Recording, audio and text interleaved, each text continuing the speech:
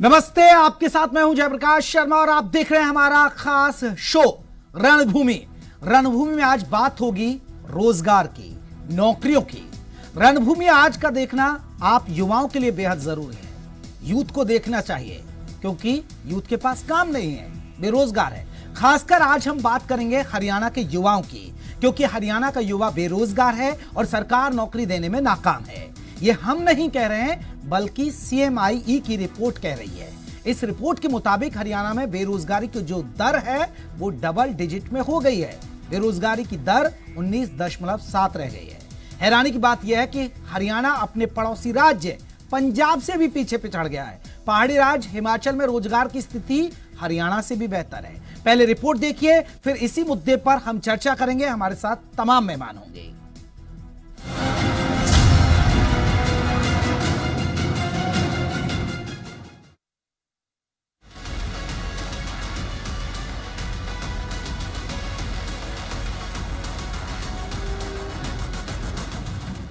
बेरोजगारी में पंजाब से पिछड़ा हरियाणा,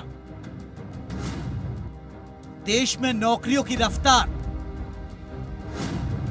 हरियाणा में बेरोजगारों की बहार। विरोधी दलों के लोग इस तरह का भ्रम फैलाने की कोशिश लगातार कर रहे हैं। क्या कर रही है मनोहर सरकार? कब मिलेगा युवाओं को रोजगार? CMIE, centre for monitoring Indian economy, जब इसकी रिपोर्ट सामने आई तो हरियाणा में रोजगार के दावों की पोल खुल गई। हरियाणा में बेरोजगारी इस कदर बढ़ी है कि आंकड़ा डबल डिजिट पर पहुंच गया है। उद्योग धंधे वाले राज्यों में शुमार हरियाणा में हाल यह है कि उत्तराखंड के बाद देश में वो 19.7% के साथ दूसरे पायदान पर है। बेरोजगारी पर सरकार घिर रही है तो सिर्फ बहानेबाजी की जा रही है। इन 6 सालों में पर्ची से खर्ची से रोजगार नहीं मिला। ये सरकार में सिफारिश से नहीं चलती, मेरिट के आधार पर रोजगार मिला। बड़ौदा उपचुनाव के बीच बेरोजगारी पर कांग्रेस को मनोहर सरकार को खेलने का मौका मिल गया है। बेरोजगारी की दर 33% से भी ऊपर चली गई है। यही हरियाणा की पिछले 6 साल की सबसे बड़ी उपलब्धि है कि हरियाणा नंबर 1 हो गया है। वाकई में ये चिंता का विषय है कि छोटे से राज्य हरियाणा में जो साधन संपन्न है, जहां उद्योग धंधों से लेकर कृषि का बड़ा क्षेत्र है, बावजूद इसके बेरोजगारी की दर बढ़ना सरकार की कार्यशैली पर सवाल उठाता है। कुलवीर दीवान के साथ विनोद लांबा, जी मीडिया।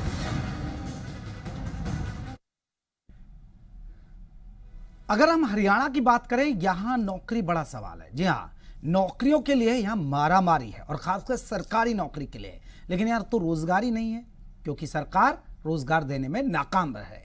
ये एक रिपोर्ट कह रही है और इसी रिपोर्ट पर हम चर्चा करेंगे। हमारे साथ तमाम मेहमान जुड़ गए हैं और तमाम मेहमानों से हम बात करेंगे कि आखिरकार हरियाणा में बेरोजगारी बढ़ क्यों रही है, और इसी पर बात करेंगे। हमारे साथ आपको बता दें, जगदीश नायर हैं, बीजेपी के विधायक है। नायर साहब, आपका बहुत बहुत स्वागत है। अभी हाल ही में चेयरमैन भी बने हैं हरियाणा भूमि सुधार विकास बोर्ड के। साथ ही साथ बजरंग दास गर रहेंगे हमारे साथ, कांग्रेस के प्रवक्ता है। बजरंग जी, आपका बहुत बहुत स्वागत है।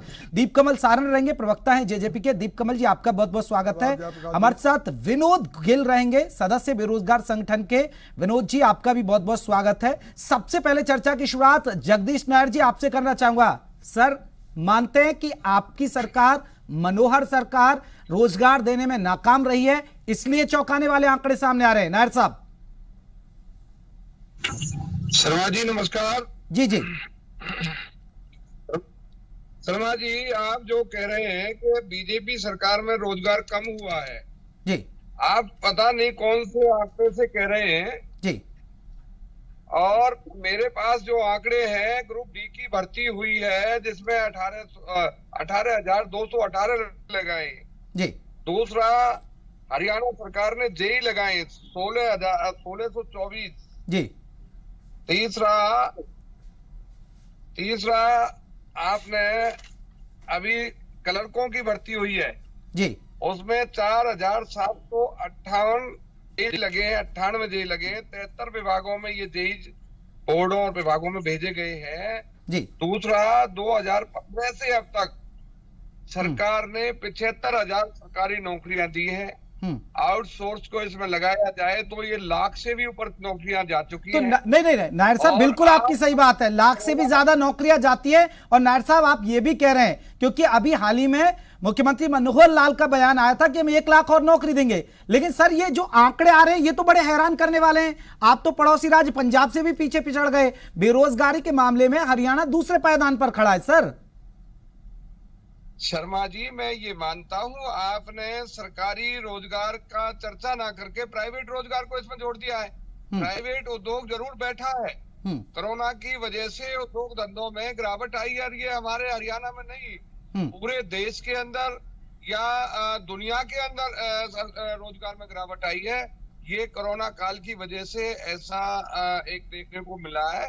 लेकिन हरियाणा सरकारी नौकरी देने में किसी से पीछे नहीं है। ठीक है नायर साहब बने रहिए, क्योंकि दीप कमल सारन भी है, प्रवक्ता है जेजेपी के, आपके सहयोगी हैं सरकार में। दीप कमल जी, चलिए, नायर साहब कह रहे हैं कि आपने जो आंकड़ा दिया है वो आंकड़ा गलत है। आप तो प्राइवेट आंकड़ों पर बात कर रहे हैं दीप कमल जी, लेकिन क्या इस रिपोर्ट को हम झुटला दें फिर? देखिए जयप्रकाश, CMIE जो है वो एक निजी एजेंसी है और हम कई साल से देख रहे हैं कि ये अपने आंकड़े प्रस्तुत करती है। लेकिन मैं इसको एक संकेत तो जरूर मान सकता हूं कि किस राज्य में जो रोजगार की जो आवश्यकता है या डिमांड है वो ज्यादा है और कहां थोड़ी कम है।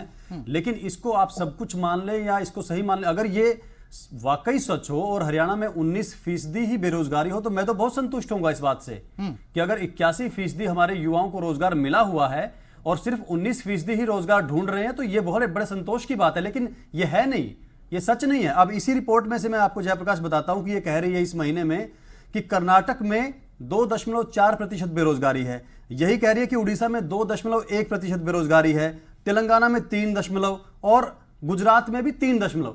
क्या हम मान ले कि इन राज्यों में 97%, 98%, 96% लोगों को रोजगार मिल चुका है?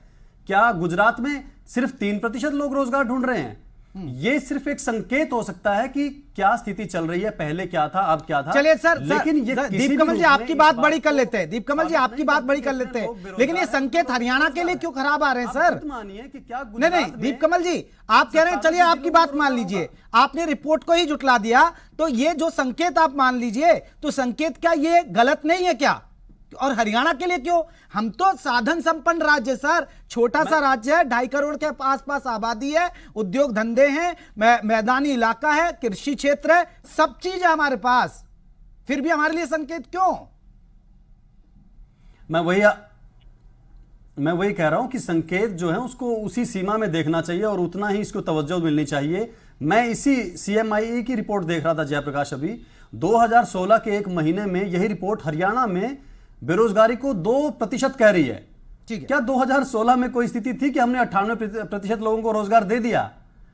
मैं कह रहा हूं कि एक संकेत है बस ये। हाँ, और यही आकलन शायद गलत कर रहे हैं, आकलन आप देख रहे हैं कि रोजगार में ये रोजगार के आकलन आप गलत देख रहे हैं ना, आकलन आप 100% वाला रेशो देख रहे हैं आप ना, 100% रेशो देख रहे हैं ना आप वाला।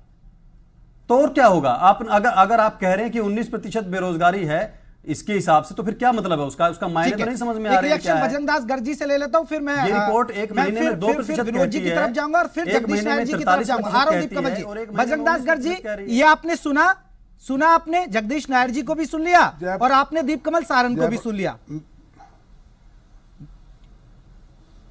जगदीश जी, मैंने विधायक जी की बात सुनी और विधायक जी ने खुद माना कि हरियाणा के अंदर प्राइवेट सेक्टर जो उद्योग है, व्यापार है, वो कम हुए हैं और लोगों को रोजगार नहीं मिला। ये हकीकत है, इन्होंने जो मानी है। आज सरकार की गलत नीतियों के कारण 60% व्यापार मैं विधायक जी आपने विधायक जी आप बोल रही है, मैं नहीं बोला, ये मैं बोल रहा हूं तो आप सुनो, फिर मेरी बात को जवाब दे देना। जब आप बोल रहे थे मैं नहीं बोला, ये मैं बोल रहा हूं तो आप मेरी बात का जवाब देना। मैं कोई ठीक है बजरंग दास जी, नायर साहब इनको मौका दीजिए, फिर आपके पास आएंगे तब आप बोलिएगा। सरकार मैं आंकड़े समेत बात कर रहा हूं। सरकार की गलत नीतियों के कारण आज हरियाणा में 60% व्यापार व उद्योग धंधे ठप हुए हैं। हरियाणा कृषि उपज प्रदेश है और मैं आंकड़े समेत बता सकता हूं, कम से कम हरियाणा के अंदर 70% जो कृषि के जो हमारे उद्योग है, जैसे गवार की फैक्ट्रियां थी, कॉटन की फैक्ट्री थी, ऑयल मिल थी, दाल मिल थी, ये जितनी मिलें थी, गवार गम की तो 90% फैक्ट्रियां हरियाणा में बंद हो चुकी है। क्यों? सरकार की तरफ से किसी प्रकार की सुविधा ना मिलना, छूट ना मिलना, जिसके कारण ये बात हुई है। और यहां तक भाई रोजगार देने की बात आती है, सबसे ज्यादा रोजगार मिलता है प्राइवेट सेक्टर से, उद्योगों से, बड़े बड़े व्यापारियों के माध्यम से। जब सरकार व्यापारियों को छूट नहीं देगी, कोई रियायत नहीं देगी, हरियाणा सरकार ने पिछली जो सरकार की योजना था, एपनिंग हरियाणा गुड़गांव में बनाया, करोड़ों रुपए खर्च किए, विदेशों से उद्योगपतियों को लेकर आए, एक भी उद्योगपति जो बाहर का है, किसी ने हरियाणा के अंदर उद्योग नहीं लगाया।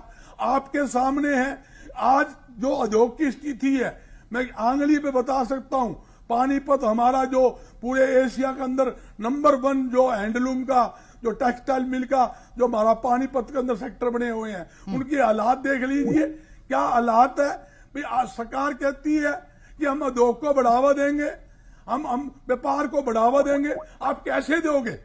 ठीक है, मैं लौटूंगा बजरंग दास गर्ग जी, इस पर मैं नायर साहब से भी जवाब लूंगा और मैं नायर साहब से भी जवाब लूंगा, लेकिन पहले विनोद गिल जी को जोड़ लेता हूं। एक सेकंड। हाँ, जयप्रकाश जी, नहीं जयप्रकाश जी, एक सेकंड की बात है। इस सरकार का ने घोषणा की है, हम उद्योग और व्यापार के माध्यम से 75% बेरोजगारों को रोजगार देंगे। अच्छी बात है, पर सरकार ने यह स्पष्ट नहीं किया तुम व्यापार उद्योग बढ़ाने के लिए व्यापारी उद्योगपति को क्या छूट दे रहे हो। ठीक है, कैसे व्यापार बढ़ेगा? आपने सही बिंदु उठाया बजरंग दास जी, सही बिंदु उठाया, मैं इस पर बात करूंगा। दीप कमल सारंग जी, आप तब तक एक रिपोर्ट नीचे पढ़िए, आधार क्या रहा है, क्योंकि आधार ये रहा है इस रिपोर्ट में, नीचे आप जाएंगे तो आपको कहीं मेंशन होगा, क्योंकि उद्योग धंधों में आपने कोई बेहतर काम नहीं किया, रोजगार नहीं मिला, और आपने कहीं ना कहीं जो मनरेगा उसमें कहीं रोजगार नहीं देने में आप नाकाम रहे। तो ये एक आंकलन देखिए सर, रिपोर्ट में कुछ बिंदु है, तब तक आप पढ़िए, मैं लौटूंगा आपके पास। विनोद गिल हैं जो बेरोजगार संगठन से बेरोजगारों के जयप्रकाश, नहीं एक मिनट मैं बाकी बात बाद में कर लूंगा, सिर्फ मनरेगा का बता देता हूं आपको। 2019 में जितना पूरे साल में 350 करोड़ रुपया मनरेगा पर खर्च हुआ था, जितने का रोजगार दिया गया था, उससे ज्यादा का रोजगार पहले 6 महीने में हरियाणा में इस साल दिया जा चुका है, और 1000 करोड़ का लक्ष्य है, 3 गुना ज्यादा रोजगार होगा इस बार मनरेगा में। ठीक है, कहां की रिपोर्ट ये विनोद गिल साहब क्या मानते हैं? 1000 करोड़ रुपए का रोजगार दिया जाना इस बार। कमल जी, ठीक है बजरंग जी एक बार रुक जाइए, बजरंग जी आप रुक जाइए एक मिनट, बेरोजगारों को भी सुन लीजिए ना। विनोद गिल साहब, सच्चाई क्या है? आ रहा हूं बजरंग दास गर्ग जी, सच्चाई क्या? आप तो बेरोजगार संगठन से जुड़े हैं सर, सच्चाई क्या है? वाकई में जो मुद्दा हम उठा रहे हैं, जो रिपोर्ट आई है, वो सच है, या जो जगदीश नायर जी कह रहे हैं या दीप कमल सारंग जी कह रहे हैं वो सच है? बिल्कुल, जो आपने जो रिपोर्ट उठाई है बिल्कुल सच्चाई है कि आज हरियाणा बेरोजगारी के स्थान में सबसे बड़े स्तर पे है। और आज बेरोजगारी की वजह से जब भी बात होती है रोजगार के सवाल पे, तो हरियाणा की चाहे बीजेपी जेजेपी की सरकार रही हो, जाति और धर्म के ऊपर बांट के छोड़ देती है। अगर आज हम युवाओं के आंकड़ों की बात करेंगे, हमारे प्रदेश के अंदर 1,30,00,000 युवा ऐसे हैं जो 18 से 40 साल की उम्र में है और पढ़े लिखे हैं, जो पीएचडी की हुई है, आज वो रोडों पे भटक रहे हैं। जब भी बात होती तो धार्मिक कट्टरतावाद, अंधविश्वास के ऊपर बांट के छोड़ दिया जाता। और जो ये बात कर रहे हैं कि हमने रोजगार की बात, 2 लाख नौकरियां देंगे, 2 करोड़ नौकरियां देंगे, ये जो मनरेगा का ढोल पीट रहे हैं पूरे प्रदेश के अंदर, कह रहे हैं कितना मनरेगा का काम दिया हमने, अगर इसको टोटल एवरेज निकाल के देखेंगे तो प्रतिदिन हरियाणा में 7 दिन की एवरेज आ रही है अगर एक मजदूर को काम मिल रहा। जो 100 दिन की बात कर रहे थे वो 100 दिन पूरा भी नहीं हो रहे। बजट का सवाल उठा रहे, क्या बजट आज सरकार के कुछ सहायतों के लिए दिया जा रहा है मनरेगा का, या उसमें नेट खा जाता है या सरपंच खा जाता है? बड़े बड़े स्तर पे आज घोटाले देख रहे। अभी भी देखिए ना, ये जो बीजेपी सरकार कह रही थी जिन उपचुनाव से पहले हम सबको नौकरियां देंगे, ग्रुप डी की एक भर्ती करके इन्होंने 18,000, बड़ा ये कह रहे हैं कि बड़ा काम कर दिया हमने। लेकिन जब ये चुनाव हो रहा अभी, उसी ग्रुप डी से 1500 नौजवानों को हटा दिया जाता है। बोलते हैं कि वो ग्रेडेशन का आपका सर्टिफिकेट नहीं है। क्यों? ठीक है नायर साहब आपने सुना, मैं आऊंगा, लौटूंगा। विनोद जी, नायर साहब आपने सुना, ये बेरोजगार है, उनका दर्द आपने सुन लिया होगा सर। ये हाल है आपके राज्य में और ये कर रही है आपकी सरकार काम सर। नहीं, झूठी बातों का समर्थन थोड़ी कर देंगे हम लोग जी। मैंने बजरंगी की बात को सुना, उन पर कोई जवाब हमारी बात का नहीं है। मैंने उनसे कहा कि कोरोना की वजह से आप भ्रमित हो रहे हो। हमारे प्रदेश में भरपूर रोजगार दिया है माननीय मुख्यमंत्री जी ने, और ऐसा रोजगार दिया है जो आज तक किसी सरकार ने उदाहरण नहीं बनाया। बेचने का काम कर रहे, कहाँ है वो कोरोना हमें आज तक भी देखेंगे। विनोद जी रुकिए, नायर साहब को बोलने दीजिए, फिर आएंगे आपके पास। बिना पर्ची, बिना खर्ची, पारदर्शिता के आधार पर रोजगार। नायर साहब जिस विधानसभा से आते हैं, आपके सामने भी मसले आते होंगे। बहुत सारे ऐसे हैं, भर्तियां हैं जो रुकी पड़ी हैं, बहुत सारी ऐसी भर्तियां हैं जिनके नतीजे आने बाकी हैं, जो लंबे वक्त से लोग इंतजार कर रहे हैं, और आपके पास आते भी होंगे इस तरह के। तो सर ये दिक्कत तो है ना नायर साहब? भाइयों को बताना चाहता हूं, कांग्रेस की तरह हमारी भर्तियां नहीं हो रही कि एक दिन भर्ती 2 महीने बाद निकालना पड़ गया। हमने जो भर्तियां की जिन्हें एक भी बच्चा में कोई रोया नहीं। कांग्रेस राज में सड़क पे लोग नहीं आए, कांग्रेस राज में कर्मचारियों हड़ताल नहीं करी। जो आज आपके राज के अंदर सरकारी कर्मचारी हड़ताल कर रहे हैं, सड़कों पर है। लेकिन आज उसके डबल हड़तालें और नौजवान रोड पे आ रहे हैं रोजगार के सवाल पे। बीजेपी ने जितना बड़ा हमला सरकारी विभागों के ऊपर बोला है, उससे ये पता लगाया जा सकता है कि आज प्रदेश का नौजवान आत्महत्या करने के लिए मजबूर है। अभी देखिए, एक पानीपत के अंदर एक लड़का लड़की एक कंपनी के अंदर काम करते हैं, लॉकडाउन की वजह से।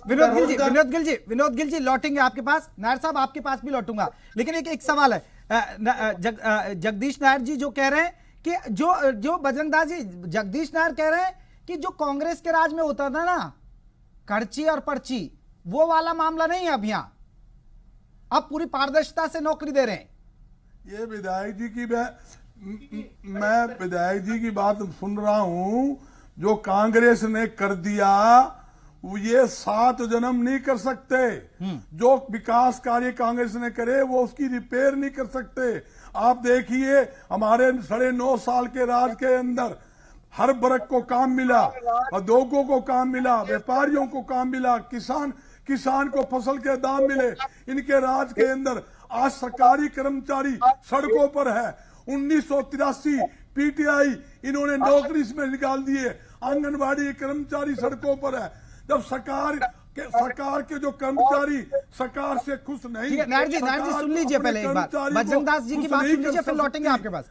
नायर जी उनकी बात सुनिए। हाँ जी, जो सरकार कर्मचारियों को अपने जो उनके एम्प्लॉई है उनको राजी नहीं कर पाती, आम जनता को राजी कैसे कर पाएगी? ये एक बड़ा भारी ठीक है बजरंगदास गर जी मैं आ रहा हूँ। दीपकमल सारंग जी को चर्चा में जोड़ लेता हूँ एक बार फिर से। दीपकमल सारंग जी, एक बड़ा सवाल है सर। दीपकमल, ठीक है बजरंगदास जी रुकिए ना, बजरंगदास जी रुकिए। दीपकमल सारंग जी, हो सकता है ये बात आपको व्यक्तिगत लगे, लेकिन मुझे लगता है कि आप इतने वरिष्ठ पत्रकार रहे, अब ठीक है आप आ गए, मुझे तो उम्मीद थी कि आप एक बड़े अफसर लग जाते अब तक अगर नौकरी होती तो। नहीं जयप्रकाश, ये कोई व्यक्तिगत चर्चा का विषय नहीं है। मैं जिस तरीके की राजनीतिक बातें ये हमारे जैसे युवा हैं दीपकमल जी, सोचना पड़ेगा। आपकी और हमारी जनरेशन के हरियाणा के युवा हैं जो सरकारी नौकरी के लिए धक्के खा रहे हैं सर। और बजरंग जी आज जयप्रकाश मैं आपको सिर्फ व्यक्तिगत जानकारी में बता देता हूं, मैंने आज तक किसी सरकारी नौकरी के लिए अप्लाई नहीं किया है। मैंने कभी आवेदन नहीं किया सरकारी नौकरी के लिए। मैं अपना काम जितना पहले किया मीडिया में उससे संतुष्ट हूं, और आज जो पार्टी के लिए कर रहा हूं उसमें भी मुझे संतोष है पूरा का पूरा। बात सारी ये है कि बजरंगदास जी और बजरंगदास जी मैं आपसे अपील करूंगा, प्लीज आप सुन लीजिए। दीपकमल जी कुछ कह रहे हैं, दीपकमल जी कुछ कह रहे हैं। जयप्रकाश, हाँ मैं रोक रहा हूं पहले, ठीक है। इनकी सरकार के 10 सालों में आपने पत्रकारिता में खुद देखा है जयप्रकाश, कोई भी ऐसा डिपार्टमेंट नहीं जिसके कर्मचारी सड़कों पर हुड्डा सरकार के वक्त नहीं रहे। निजी कंपनियों के जो कर्मचारी थे होंडा और मारुति के, उनके ऊपर लाठियां गुड़गांव में बरसाई इन्होंने, कर्मचारी मारे वहां पर पुलिस की लाठियों से और गोलियों से। इनके राज में रोहतक में एक गेस्ट टीचर जो थी वो मारी गई, पुलिस की गोली से मारी गई। रोडवेज के कर्मचारी, बिजली के कर्मचारी हमेशा प्रदर्शन पर रहे कांग्रेस सरकार के वक्त, और अब बजरंग दास गर्ग जी कह रहे हैं कि आज के दिन कर्मचारी प्रदर्शन कर रहे हैं, पहले कभी नहीं हुआ कांग्रेस के वक्त में। मनरेगा का बीच में जिक्र हो गया, 309 रुपए दिहाड़ी मिलती है हरियाणा में, पूरे देश में पहले नंबर पर है, पूरे देश में पहले नंबर पर है। देखो कमल जी मैं रोक आंकड़ा जो नहीं, अब आप झूठ पे झूठ बोलते रहेंगे तो उनका कोई जवाब नहीं है बजरंग दास जी।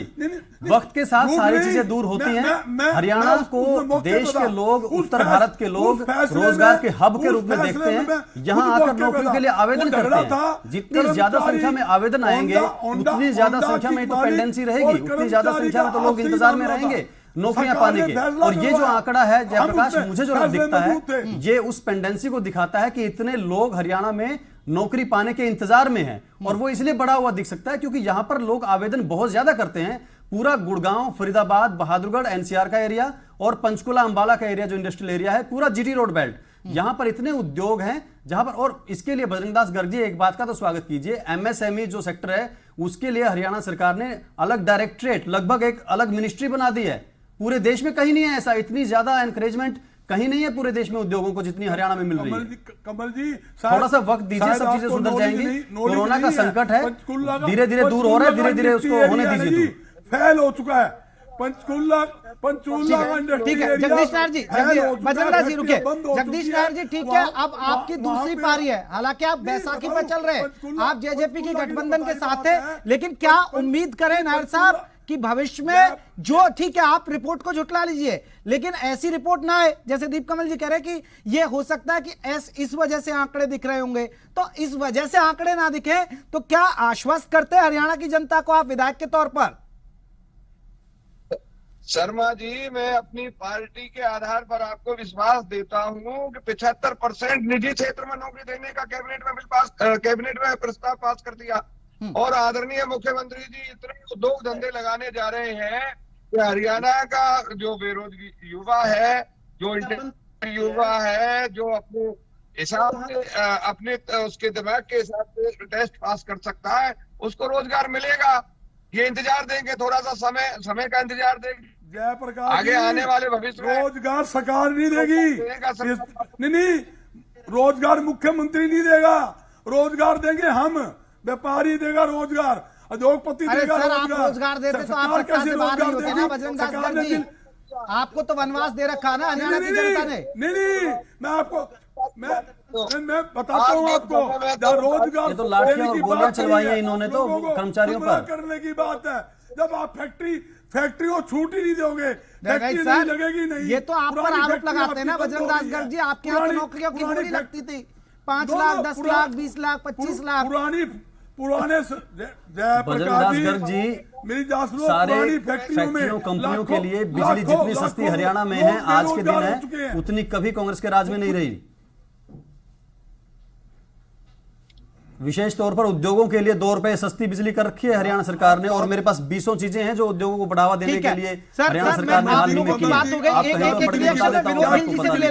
विनोद गिल जी को भी मैं जोड़ लेता हूँ एक बात। विनोद गिल आ रहा हूँ, बजरंग जी आ रहा हूँ, बजरंग जी आ रहा हूँ। विनोद गिल मैं आपसे जानना चाहूंगा, ठीक है नौकरी नहीं है और ये वाकई में स्थिति है, हरियाणा में बेरोजगारी बढ़ी है पिछले सालों में, ये मानना पड़ेगा। बेशक अगर नायर साहब ना माने, चाहे दीप कमल सारंग जी ना माने, लेकिन विनोद गिल जी क्या रास्ता दिखता है, आप एक बेरोजगार के तौर पर क्या सलाह देंगे कि हरियाणा में इस तरह रोजगार बढ़ सकता है? नंबर पे ऊपर है, ठीक है, बेरोजगारी और लाइन ऑर्डर के अंदर तो हमारे सरकारी सेक्टर हैं जिनको सरकार आज चौपट कर रही है। लॉकडाउन के बहाने उन सेक्टरों को बचाने के लिए बेरोजगार युवा मंच हरियाणा ने यह फैसला किया है कि 27 अक्टूबर से लेकर 1 नवंबर तक प्रदेश के नौजवान रोजगार की मांग को लेकर लॉन्ग मार्च करेंगे, और 1 नवंबर को हरियाणा दिवस पे इस खट्टर सरकार और दुष्यंत सरकार को घुटने टेकने के लिए मजबूर करेंगे। ये प्रदेश के नौजवानों ने फैसला लिया, पूरे प्रदेश। ये फैसला ठीक है, आपकी बात है, आप फैसला लीजिए आप, लेकिन मैं आपसे रास्ता जानना चाहता हूं, क्योंकि पार्टी के नेता भी तो सुने रास्ता क्या है और बेरोजगार चाहता क्या है। बेरोजगार बिल्कुल सही बात है। आज पढ़ा लिखा नौजवान नौकरी चाहता है। जो ये सरकारी विभाग है जिन्होंने देश की जनता ने बनाया था, देश के बड़े बुजुर्गों ने बनाया था, जो आजादी का आंदोलन लड़ा गया था उस टाइम भगत सिंह और के द्वारा, उसमें ये सपना देखा गया था सबको शिक्षा, सबको रोजगार मिलना चाहिए। और ये आज उसी के नाम पे देखेंगे जो सरकारी स्कूल थे, हमारे बड़े शानों ने अपनी जमीन दान देकर श्रम दान करके बनवाया था, आज सरकार उनको बेच रही है। तो इन विभागों का न बेचा जाए, इनका निजीकरण सबसे पहले रोकना पड़ेगा। और जो सरकारी क्षेत्र पे जितनी भर्तियां हैं, जो रोक लगाई है सरकार ने, उनको बहाल करना पड़ेगा। जो नौकरियां हटाने लग रही है सरकार, जो अभी लगे हुए जो एम्प्लॉइज को हटाया, उनको तुरंत बहाल करे, तभी ये सेक्टर बच सकता है। ये प्रदेश की सरकार, बीजेपी और जेजेपी की सरकार ने सरकारी। ठीक है, मैं आखिरी कमेंट जगदीश नायर जी, आखिरी कमेंट आपसे छोटा सा, क्योंकि मेरे पास वक्त की कमी है। जगदीश नायर साहब, क्या भविष्य में हम बदलाव देखेंगे? हम तो चाहते सर, चाहे ऐसी रिपोर्ट आए, कैसी भी रिपोर्ट आए, हमें बेरोजगारी पर हरियाणा जैसे छोटे राज्य में चर्चा ना करनी पड़े। शर्मा जी, आप 1 साल का वक्त गुजारने दीजिए, फिर देखना हरियाणा चमाचम होगा और बेरोजगार जो ना। अरे सर, 6 साल तो गुजार दिए आपने नायर साहब, 6 साल गुजार दिए बीजेपी ने। अब तो देख के आए थे कि 1 साल सत्ता में आने। चलिए, मैं माफी के साथ, माफी बजरंग दास जी, मैं माफी चाहूंगा, आपके वक्त की कमी है। बहुत बहुत शुक्रिया। दीप कमल सारंग जी, बहुत बहुत शुक्रिया। और जगदीश नायर जी, आपका बहुत बहुत शुक्रिया। विनोद गिल जी, आपका बहुत बहुत शुक्रिया। लेकिन हम उम्मीद करते हैं कि छोटा राज्य है, साधन संपन्न राज्य है, उद्योग धंधे भी हैं, कृषि का क्षेत्र भी काफी बड़ा है, बावजूद इसके हरियाणा में अगर बेरोजगारी हो तो चिंता का विषय है और सरकार की कार्यशैली पर भी सवाल उठता है। रणभूमि आज के लिए बस इतना ही, फिर हाजिर होंगे एक नए मुद्दे के साथ। नमस्कार।